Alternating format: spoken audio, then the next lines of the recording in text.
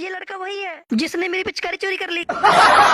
मुझे पिचकारी दिला दो वरना मैं होली नहीं खेल पाऊंगी इस बार। ओह, अरे अरे देख देख, रो मत।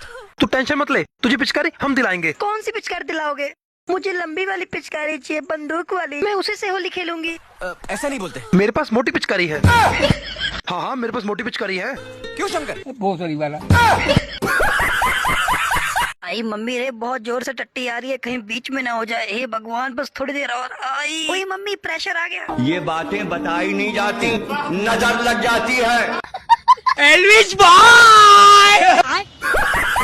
वर के हाथ में कन्या का हाथ रखाइए। बेटी, अपना हाथ दमाजी के हाथ पे रख लो आराम से। हाँ, ऐसे। मेरा प्यारा बच्चा, यही बढ़िया मौका है मजे लेने का। मम्मी रे, गुदगुदी हो रही है।